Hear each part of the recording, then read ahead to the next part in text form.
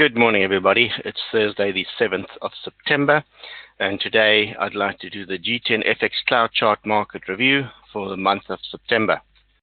We're going to look at the Ichimoku Cloud Charts on the G10FX currency pairs. These are the currency pairs we'll be covering. Okay, diving straight into the Pro Real-Time platform, start with the Australian US dollar. Yeah, we can see we've now kind of rebounded from front-end cloud support levels here. Old highs is the next key resistance area, so watch out for the 80.44 level, and then the 80.66 zone as the next key resistance area. Front end of the cloud here at 79.36 is a key support zone. Okay, if we go into the weekly, you can see here we've got multi-month highs, old highs here, and cloud chart pivot resistance lines. When the lines like that, that's a major resistance line. You can see there's a bit there and there's a bit there, and these coincide well with the old highs here. So we're now testing these levels at 80.42 with upside potential 82.30. The consolidation risk on a weekly basis remains high because we are fighting the old resistance here at 80.45. So be very cautious there, as the Australian dollar can dip back into this base here and rebound from the top end cloud chart support levels here. But it's a slow grind higher. We've had a MACD buy signal recently, so just watch it as it gets closer to the key resistance area. Okay. Euro US dollar, what a strong rally. We had a nice buy signal here on top of the cloud, and then a retest the cloud support and just kept motoring ahead. Stayed long for the duration of that rally. Then it ran into difficulty at 1.2081 zone, and we get that resistance level from these cloud levels here. You can see very close to that. It's a major resistance level as the cloud flattens out like that. So we can see these levels here are significant resistance zones, and we can go back to the July of 2012 to see where these support levels are now turning to resistance. So we can see those levels are currently being tested. So it's going to be interesting to see if the euro can maintain its momentum beyond these levels, but I do expect some form of consolidation of this recent move around these levels here at the close to these resistance levels. So be cautious in terms of that short-term downside risk towards the top end of the cloud here. Watch out for 17.22 zone. That's a significant support zone here. Top in the cloud yet coincides well with the bottom end of the lows here, and then the resistance here is at 120. So we'll see if it gets there based on that. Okay, slight divergence between the price and the MACD here. So the downside risk is a little bit high. So risk reward ratio is not particularly favorable at these levels, but we've had a nice strong rally, and the cloud signals just definitely got us in at the right time. Sterling US dollar, slow grind here, rebounding from bottom end cloud chart support levels all the time. Old highs here is now key resistance 132 and 130. We're now testing this resistance at the top end of the cloud here, so it will be interesting to see if we're going to get a breakout past this level or dip back into the cloud and rebound from the one and test support here at 1.2928. Okay, we go to the weekly. Weekly charts, very interesting here. We can see this major resistance zone here at 132.50 and 133.80, 72 according to that figure there. So watch out for these levels, a major resistance zone for sterling to get past. So we kind of wondering if it's going to get past that level. MACD sell on a weekly basis, yeah, it came through. So there is downside risk on a weekly chart, and downside risk to the bottom in the cloud support level, yeah. But from the next short-term perspective, watch out. It's testing this resistance at the top end of the cloud. If a breakout does not take place past this resistance, if resistance holds at 130.94, we can go back testing the 129.26 zone. Okay.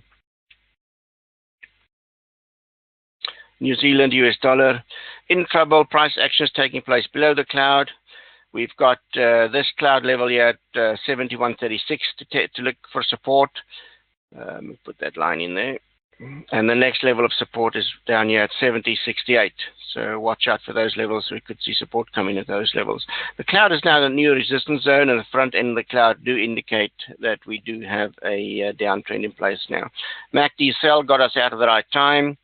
So now I'm looking for the potential rebound or retracement trade when it rebounds from this cloud chart support zone, and then the upside potential will be back up to the bottom in the cloud, where it's going to test the resistance at that level. Okay, so watching very closely New Zealand US dollar. US dollar CAD.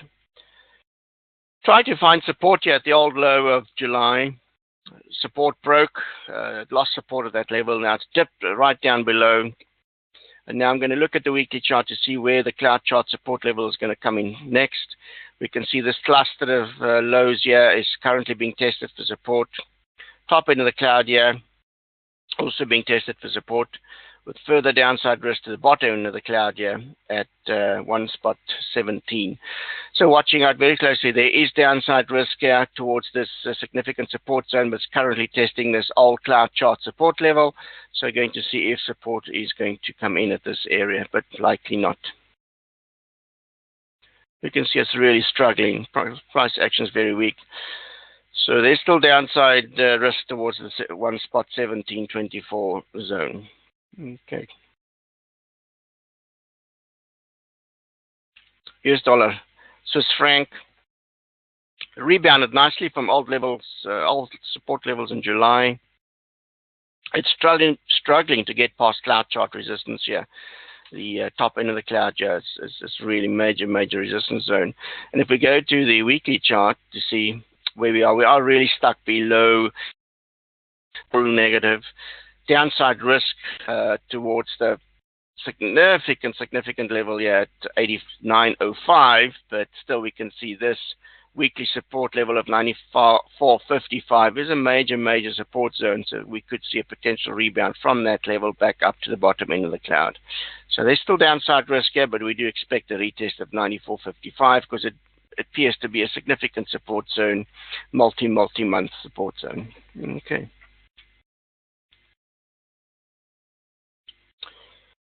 And then the US dollar Danish krone also just keep on sliding down. Price actions below the cloud, so that's overall negative. And we're now testing this cloud support level here. The next level downside is the 6.0204 level.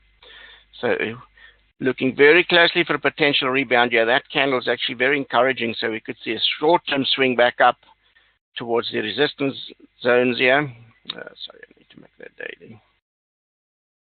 Short-term swing potential back up to the bottom in the cloud chart resistance, but so far the cloud indicates further downside, and we have short-term retracement trades possible from this chart. But overall, a fantastic trade from a cloud chart perspective, because when it sliced through the bottom end of the cloud and stayed below, that was a fantastic short position, multi-month short position, which is now kind of getting to the end of that cycle.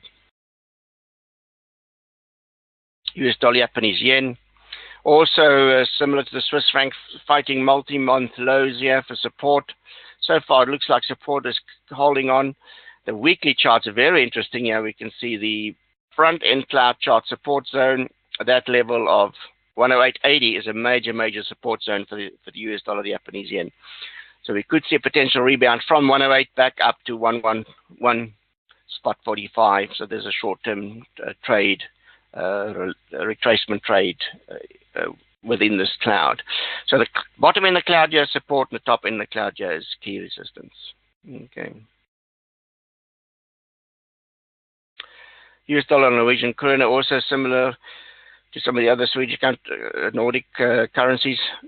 Slow grind lower. We can see from the weekly chart we are testing these cloud support levels here, as well as these old highs here and old lows, old cluster of potential support there. So it looks like it wants to rebound from those levels, trying to find support here. The lagging line is also fighting support at the front old cloud chart support level here. So there is a potential for a weekly retracement trade, short-term retracement trade back up from this support level to the bottom in the cloud here, where we would encounter more resistance. So we've had a MACD buy signal here. So it's going to be a slow grind higher here, but we should see a couple of trading points here. Okay. US dollar SEK, similar to the Norwegian krone and the Danish krone. Steady decline since slicing through the cloud chart support levels. Bottom in the cloud here is resistance.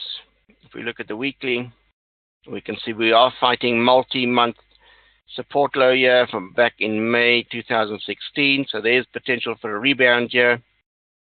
Looking at these support levels here from June 05, October 2015. So there's potential for a potential rebound here, but I'm watching very closely to see what the rebound will be from a cloud chart perspective when the MACD signal or the cloud signal comes in at these levels. Okay. Short-term upside potential back up to, from the current levels back up to the bottom in the cloud resistance. Okay. But certainly the euro is downside risk here to the top end of the cloud, just to recap, and sterling also a critical week for sterling when it's going to break out or break down from this top end cloud chart resistance. Okay. And that's it. Until next time, happy trading.